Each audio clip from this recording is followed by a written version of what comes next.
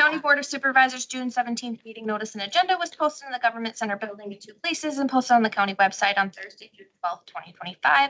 In addition, on Thursday, June 12th at 4:22, the Office of the County Clerk distributed copies of such notice of meeting to supervisors and media via email. That constitutes proper notice. Okay, roll call, please. Brad Olson, Here. Oh, virtual. Scare us. Doug Rowdy, Here. Steve Warndall, Here. Harvey. Here. Tracy LeBlanc. Here. Dan Ruck, Here. Sharon Kelly, Here. Jeremy Hall, Here. Kim O'Connell, Here. Tony Johnson, Here. Jay Luke, Here. Francis Duncanson, here. Russ Arkand, Here. Keith Karpinski, Here. and John Bonaprise. Here. Everybody's here. Pledge allegiance, please. I pledge allegiance to the flag of the United States of America and to the republic for which it stands, one nation, under God, indivisible, with liberty and justice for all. Thank you. Need a motion on the agenda. I move to accept the agenda as presented. Second. Motion made and seconded to approve the agenda as presented. Any debate or questions about it? All in favor? Aye. Opposed, same sign. Need a motion on the matters offered for adoption, consent agenda. A motion to approve the adoption of the consent agenda. Motion made and seconded to approve the consent agenda. Any discussion? Hearing none, all in favor?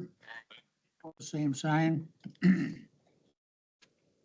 We're open for public comment, 3 minutes per person. If anybody's around, I don't see anybody here. Do we have anybody in upstairs or sitting around or that made a notice? Okay, hearing none, we'll move on to the presentation.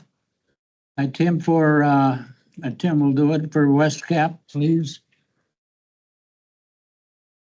Tim Mather. Thank you for having me here tonight. My name is Tim Mather. I'm the Executive Director of West Cap. I've been the Executive Director of West Cap since January. My predecessor was Peter Kildee. He was the Executive Director for 30 years. I'm here tonight just to present our agency to you. I appreciate your dedication to your county. I served on my county board, Dunn County, for 3 terms, and I can appreciate what the amount of dedication it takes to serve your community. Next slide, please. I just wanted to share our beginnings, and when I say our, Polk County and West Cap. So the idea, the notion of community action came out of President E. Johnson's war in 1964. In 1966, West Cap Community Action Agency, Inc. was created. And in 1968, there's a resolution on your handout here, Polk County. Polk County adopted our agency, our Community Action Agency, as its Community Action Agency in 1968. And so did 6 other counties. Next slide, please. So West Cap serves the northwestern part of Wisconsin here, 7 counties total. We have Polk County, Barron County, Chippewa, Dunn, St. Croix, Pierce, and Pepin. You'll notice here there are other community action agencies across the state. There are 17 others. And then there are about 1,000 community action agencies across the United States. All doing much of what we do in similar manner, but not exactly the same. Next slide, please. All right, Community Services Block Grant, CSBG. It really is, it's a federal funding source that defines community action, defines all 1,000 community action agencies. It sets standards for performance and it sets standards for organizational structure. So all community action agencies across the United States receive a little bit of CSBG funding. It's a very small part of our total funding. West Cap gets about $400,000 a year in CSBG funding. West Cap has a agency-wide budget of about $18 million a year. So it's that $400,000 is small, but it's an important $400,000. It's very flexible. And it, again, defines us as an agency and kind of prescribes how we operate. I equate it to, if you're going to make chocolate chip cookies, you need a little bit of baking powder, baking soda to make a couple dozen chocolate chip cookies. So you can do a lot of good things with a little bit of money. Next slide, please.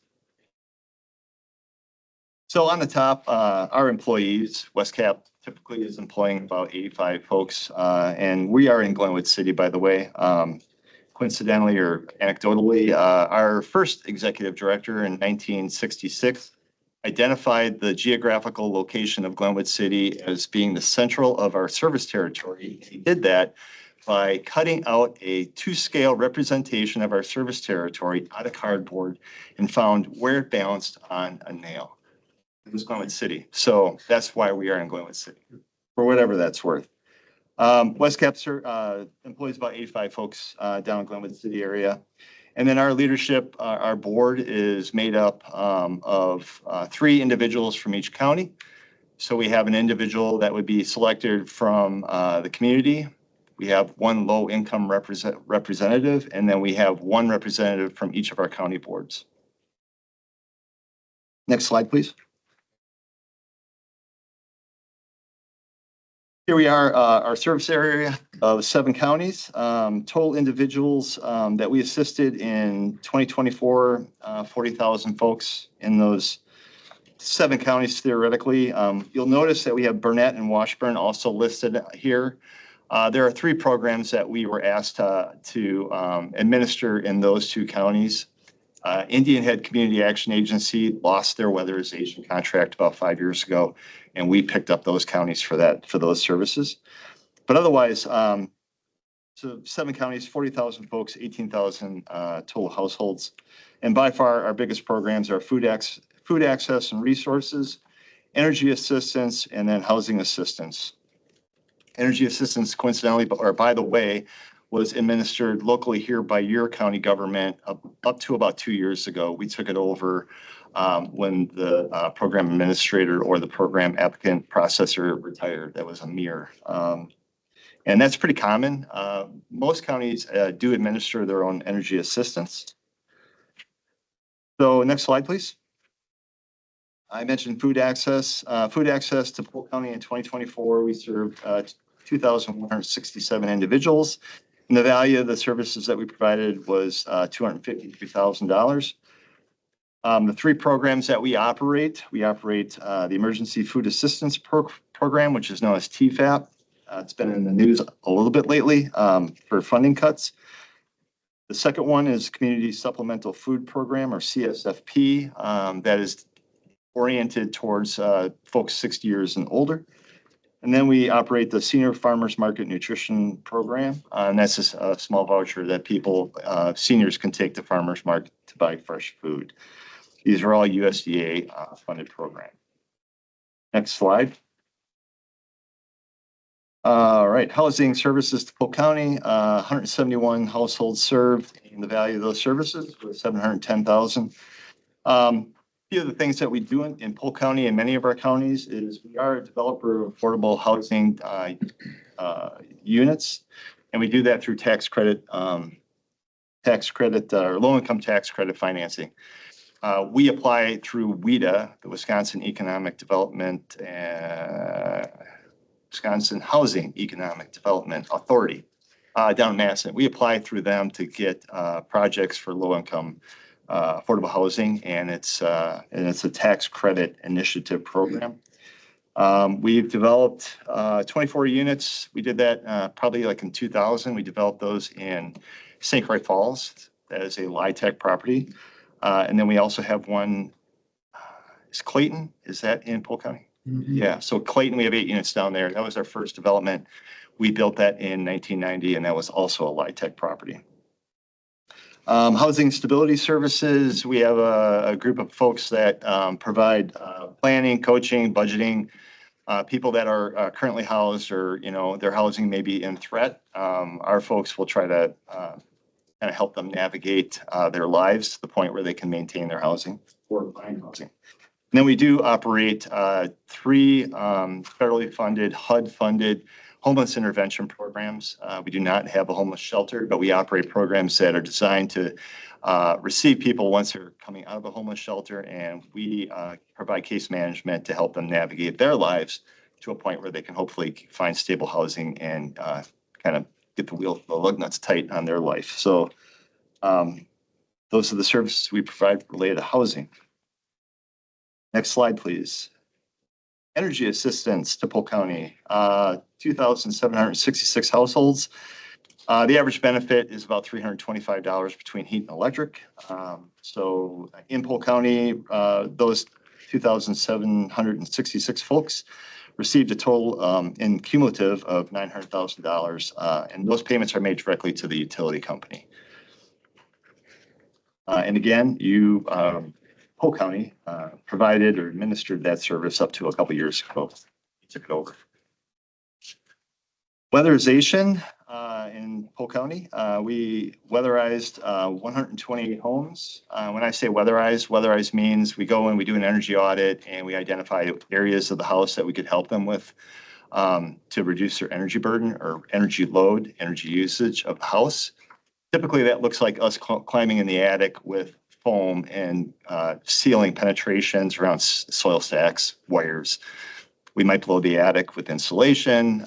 We may replace a furnace with something that's more efficient. Typically, the houses that we weatherize, the homeowner will typically save about $500 a year once we've completed the work.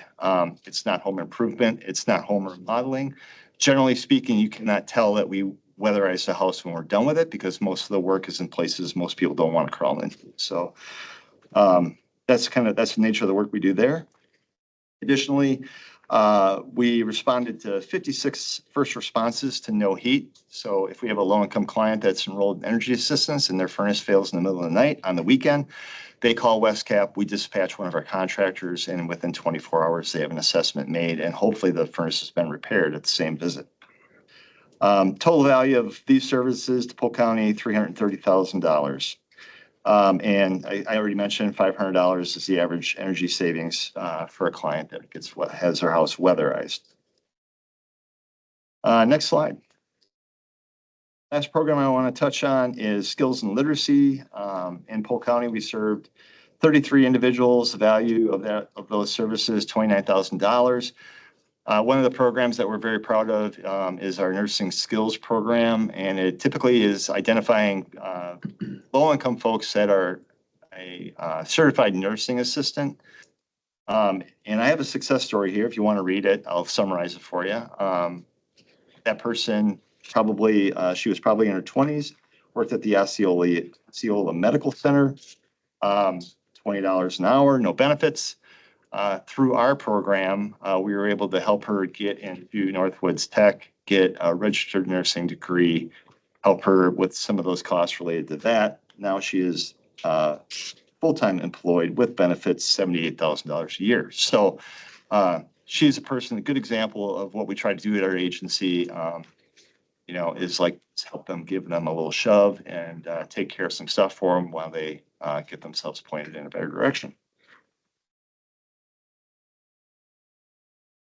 And so last slide here, or second to last, 2024 totals for Polk County, total service value that WestCap provided in Erie County in 2024, $2.85 million. We served 48 individuals, 2,300 households. It's about 10, 11, 12% of your population in Polk County was served by WestCap. Any questions? But how many people do you have in your nursing program? It varies. That is the amount of people that we can enroll in that program. Limited. People have to sit before we can enter people again. And I would say typically we have 10 to 15 people in that program at any given time. So Is that from part-time to a regular full-time nursing degree? yeah. Thank you. And yep. Supervisor. Could you explain what the LTF is? You said low income tax incremental finance. Oh, Yeah, so pardon me, LIHTC, Difference between tax incremental financing? yeah, tax increment financing, I think is administered locally. It's a jurisdictional function of a county or a city or a government, I believe, not my area of expertise. LIHTC, low income housing tax credit. LIHTC is what we operate in, is what we use, the mechanism we use to develop affordable housing. And we do that through WIDA down in Madison. WIDA administers about $42 million annually in tax credit awards. We, as an agency, WestCap, we work with a private developer to apply for those tax credits. And what I will say is the whole process is, one, complicated, and two, competitive. And so, let's say there's 15 awards in a year for projects. I'll be honest with you, many of them land in Madison and Milwaukee and more urban areas. Those applications tend to score a little bit better, unfortunately for us in our area. But we are pretty successful. I think since I've been in the know here at WestCap, we've probably landed one or two of those projects every year for the last 4 years. So WestCap's developed about 200 units, maybe even 250 in the last 3-4 years. Those have landed geographically in Pierce County, St. Croix County, just geographically.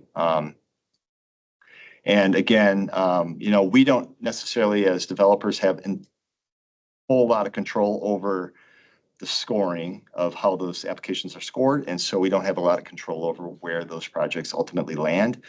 In our application, we identify projects geographically, but we know that in order to get them to win, they have to score very well. So that's 1 minute about LIHTC competitive housing tax credit applications. It's take a whole course on it. So, yeah. And what is the threshold amount to be considered low income? Yeah, so every program we operate, unfortunately, has a different threshold. Our funding sources, we get 80% of our funding roughly from the federal government, or it's federal funding, and it sometimes is passed through the state. Just about every of the programs has different thresholds for what they identify as low income. So for example, energy assistance is 60% of the state median income. I will tell you, like at WestCap, we, I think, do a good job paying our employees, and we have people that are employed at WestCap that are on energy assistance. So I don't know, that's anecdotal, but every program is a little bit different.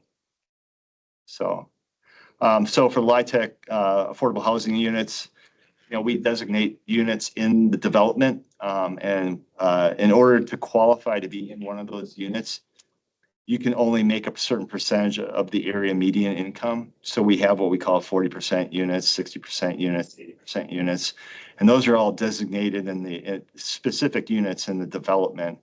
They're identified when we apply for the LIHTC tax credits. And so to get into one of those units, you look at your area median income, and you can't make more than 40, 60, 80% depending on.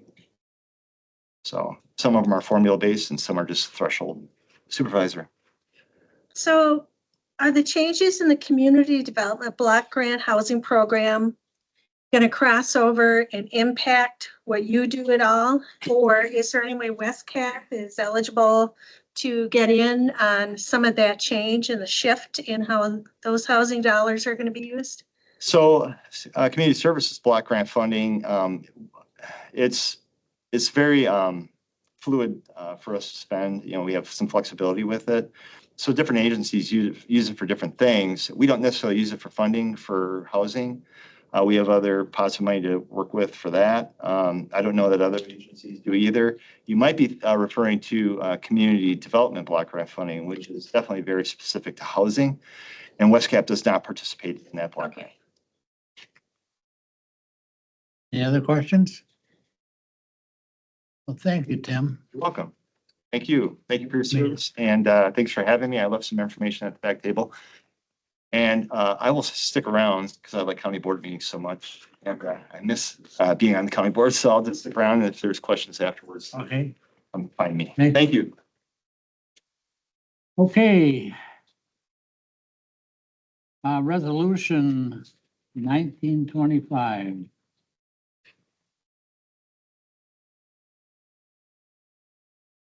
Yeah, I thought you would want to. Sure. On. This resolution is part of the process of the approved budget for this year, of funding the money. This went through general government with recommendation for approval.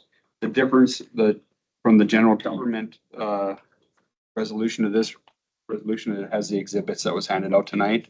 At 10 o'clock today, we went out, for auction for our bond to get that. So that has the numbers in it now, the one that was handed out tonight. And then we do have Eric Cass online to do a short presentation on the numbers from PMA. Yep, good evening. Are you gonna pull up the presentation? Yep. Yep, perfect. As was said, my name is Eric Cass. I'm a municipal advisor from PMA. I've been working with Don and Sherry primarily over the last year to kind of get prepared for what we're here to present this evening, which is the issuance of 2,015,000 GO promissory notes. Getting into the next slide, just wanted to rehash a little bit of the process. So this borrowing is part of an authorizing resolution that was approved on October 15th, 2024 by the county board. As part of the county administrator's 2025 operating and capital budget. Purpose was for highway resurfacing and improvement to county-owned buildings. And just as a reminder, a portion of that was actually issued in late 2024, 235,000. So that's why there's a reduction down to the 2,015,000 for your consideration this evening. Getting into the next slide, what I wanted to highlight were some positives related to the credit quality for Polk County. So as part of this issuance in the marketplace, we reached out to Moody's, the rating agency, and asked them to assign a rating to the county. It's a review process that Don and Sherry go through, a call and answer a lot of questions, and they assign a rating, which is really a projection of how they view the risk of the county's ability to repay long-term for any debt issuance.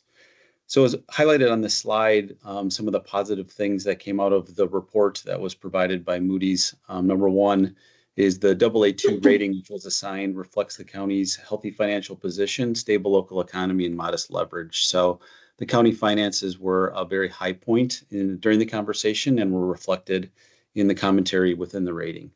They also highlighted that economically, the county is well positioned with their full value of capita exceeding 190,000 and resident incomes at 109% of the national median.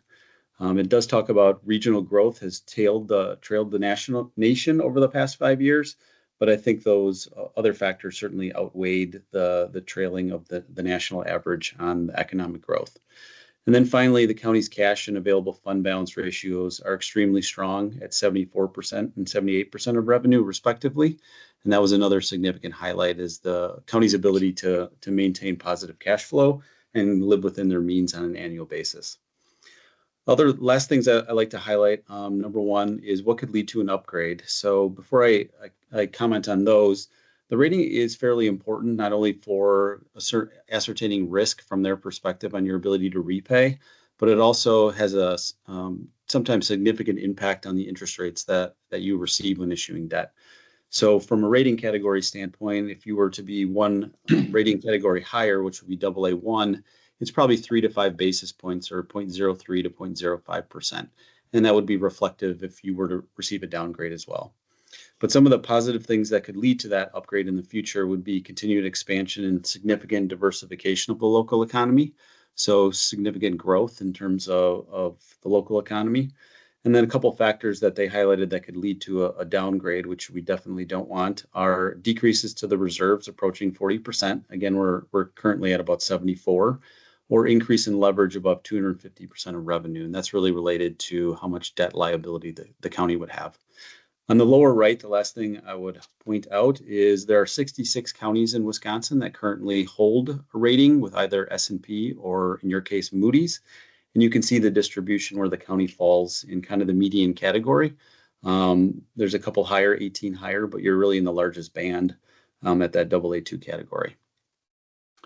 Next slide.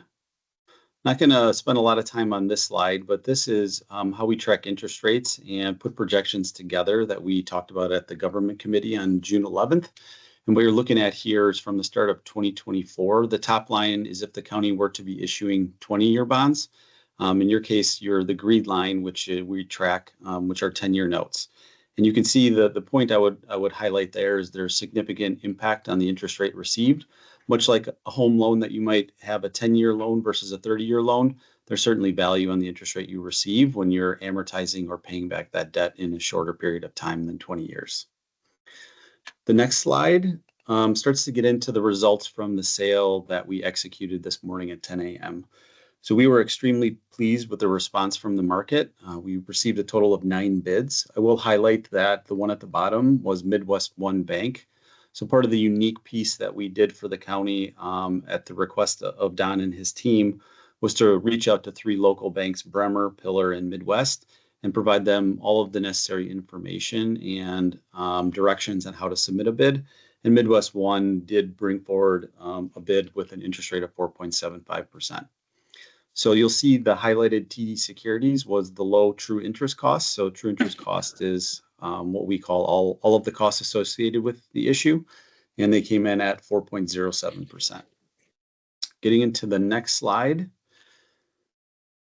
This is kind of busy, but we always like to show for transparency what the principal payments are on an annual basis, what the coupons are, and then semi-annual interest payments associated with the borrowing that we received on the interest rate side earlier today.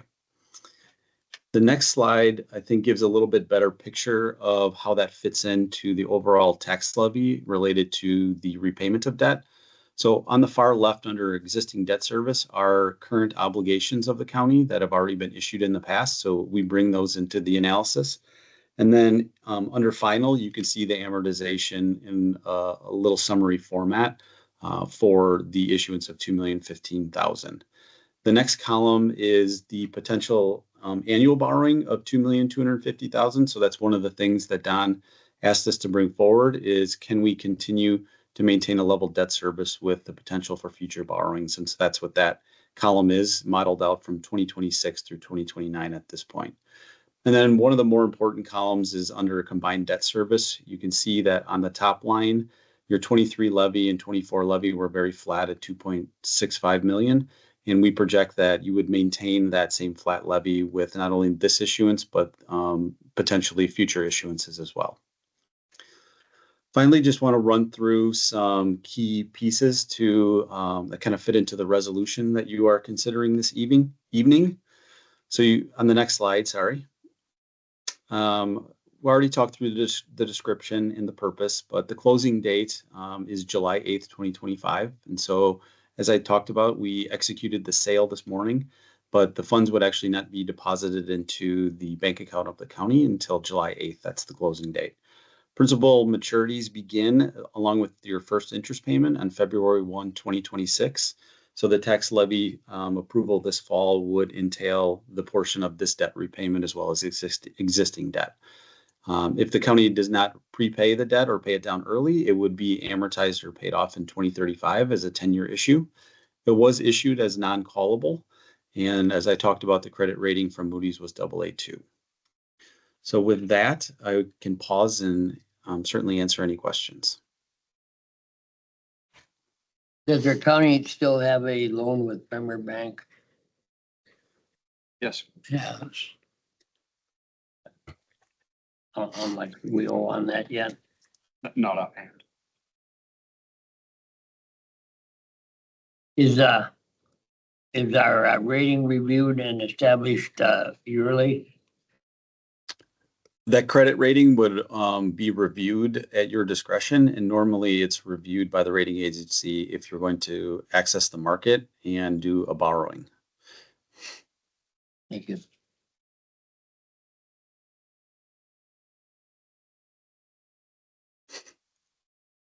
Anything else? Okay.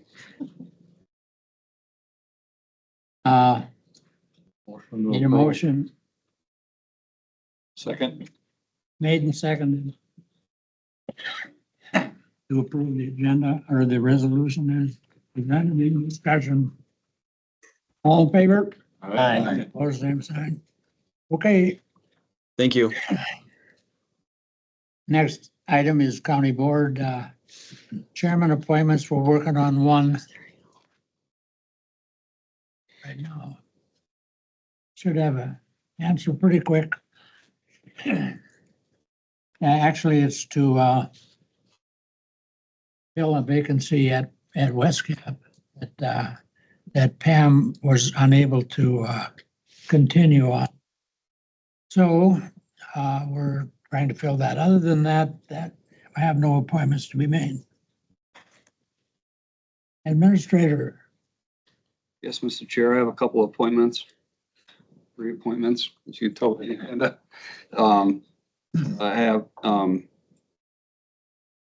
5 for the Local Emergency Planning Commission. The first one is a reappointment of Terry Howard. It's a 2-year term. These are all 2 years for the Local Emergency Planning Commission. So it'd be Terry Howard's the first one.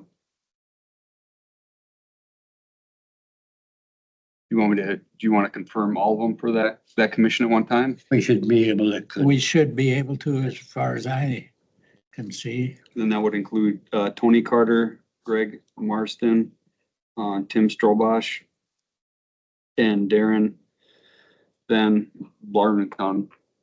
Van Blarkum. Okay, Motion to approve. motion to approve those. Second. Any more discussion? All in favor? Aye. Same sign. Continue. The next reappointment, Mr. Chair, is for Steve Arducer to the Board of Adjustments, and that is a 3-year term. Okay, A motion for approval to the Board of Adjustment. I'll second it. motion made and seconded. Any discussion on that appointment? All in favor? Aye. Opposed, same sign. I move to approve Rita McKee in Health and Human Services. I'll second that. Motion made and seconded to approve Rita McKee for Health and Human Services, or reappoint, I guess it is. What's the term limit?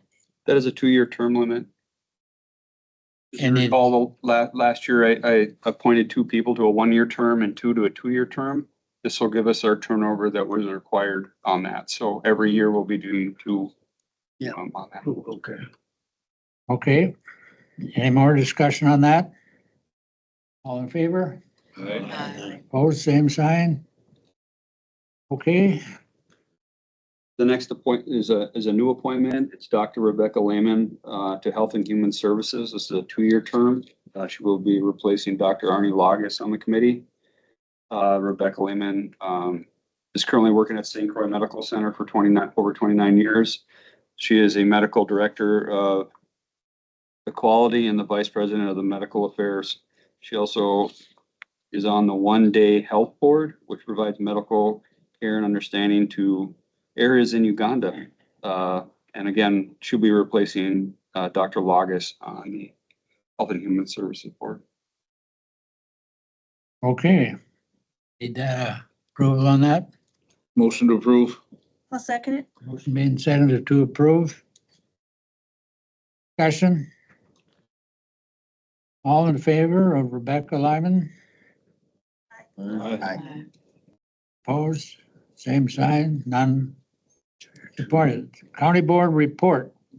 Everything's pretty quiet on the home front, so everything's going along, nothing that we couldn't handle very simply. So there's nothing really to report of any significance. Administrator, what do you have? Just a couple things, Mr. Chair. Try to go through this. Sales tax for May, we're still overall up 5.9% from 2024, although the month of May was 10% down from 2024.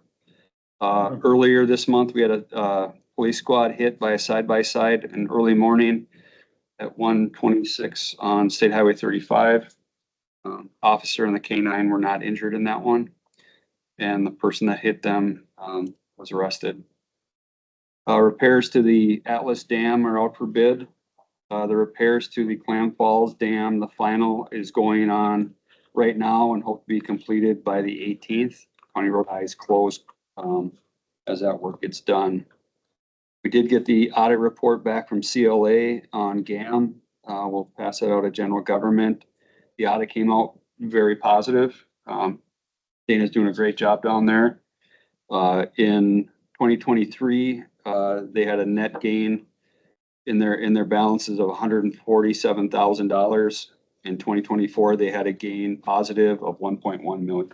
So she's doing really well down there. So I want to shout out to that. Our veteran service officer received a donation from the Balsam Lake American Legion earlier this year of $2,600 for helping with veterans. The mental health task force sent the letter to state legislators from the ad hoc committee on crisis. That has been picked up and sponsored by Duke Tucker. Also, I'll be sending out an email to encourage you to contact our legislators in support of that. And what that ask is funding for positions of $10 to $12 million for crisis management. And then 6.4 of that is dedicated to Western Wisconsin for us to help with crisis placements and that item. So you'll see that email come out. Please contact them with them. We did get bids in for the grandstand. The bids came in at, were fairly good. We had 1, 2, 3, 4 bids. Low bid was one B and S construction. It was $1,174,000. Mark and Johnson was next at 1.225,851 million. Derrick Construction was 1.27 million, and Dressel Construction was a little over $2 million. So we did fairly well on those with that. So we'd be moving forward with that.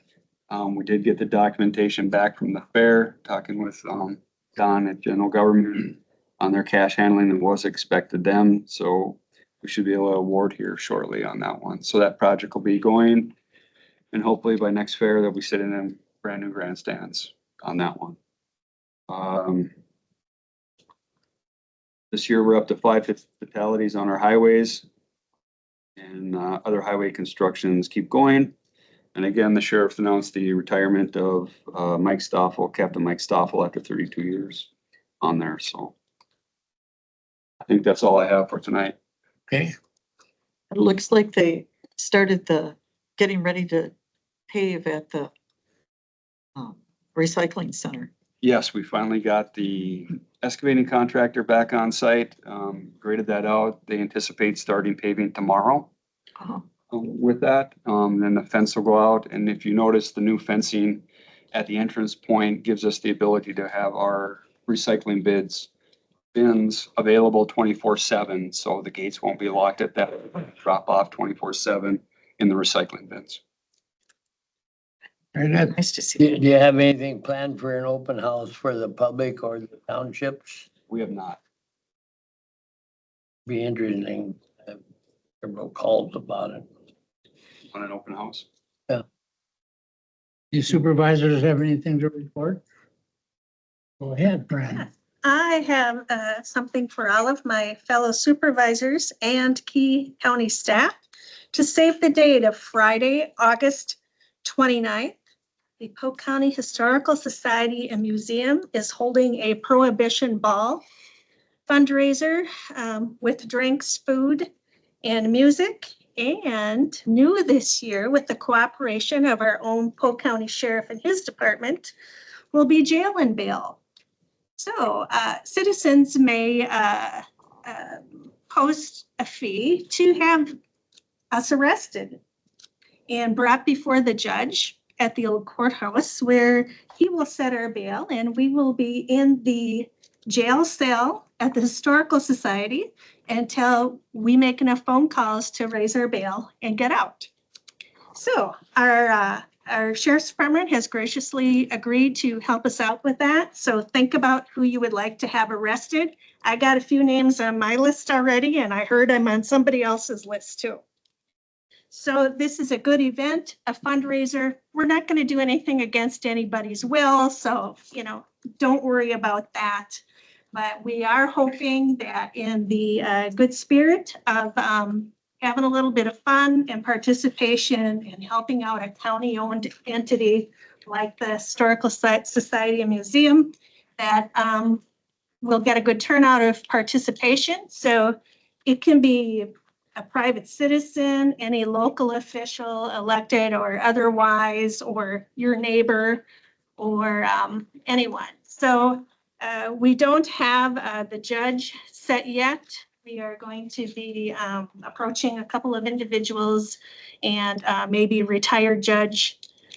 It can be a lot of fun. This is something that Barron County has been doing for years. And typically they have a live radio remote going on at the same time. So something to think about is to save that date, What's the date again? 29th. August 29th at 7. Anyone else have anything to report? Mr. Chair. Yes. I went to the Wisconsin County Highway Association conference. Right. They had an auto driving car down there. It's interesting to see the ability of these auto driving cars. I mean, this thing could park itself and everything. I mean, it just, you just get in, tell it where you want to go, and it goes. One of the things that will affect the county when it comes to these auto driving cars is they really require a 6-inch, correct me if I'm wrong, Mo, 6-inch wide painted stripe. Oh. We normally do 4, right? We have some 6, but if it was a federal job, correct me if I'm wrong, we get a 6-inch stripe as part of the bid. Right. So like B will be striped 6 6 inch. The F was striped at 6 inches also. But the other thing is it needs to really pick up on this paint to drive correctly. So, we do a third of the county every year, third and a third. So we may be looking at keeping our striping in better condition in the long run someday when they really get this thing down, which would be a cost to us, of course. The other thing in the legislative session down there, they talked about UTV, ATV road use. There's a lot of talk about some kind of a license for UTVs if they're going to run on the road. Currently, Montana has a license you have to buy for your UTV if you're going to drive it on the road. And if you get caught on the road, my understanding is the fine is heavy if you don't have the license. So that way the roads would get a little money and the fish and game gets some money. Currently, we don't get no money. Okay, really, the money goes towards the ATV trails and that type of stuff. So it's interesting to see how that's going to develop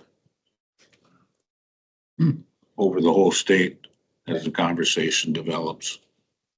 So that's all I got. Okay, anybody else have anything? Wonder how, that automatic driving, do they go by taverns? What did he say? Yeah. Imagine you put in the destination, take you there. I saw several of them on the road down in Arizona, I'm in. and I don't want to ever meet one again. Well, okay, anybody else? Burning in LA. Make a motion. I've got 5 legislative meetings coming up in July, and one of them is virtually here. I think the 23rd of July, so I'll bring you up to date the next meeting on that. Okay. Looking forward to it. Motion's already been made. Motion made. Second. Motion made and seconded to adjourn. All in favor? Hi. Opposed?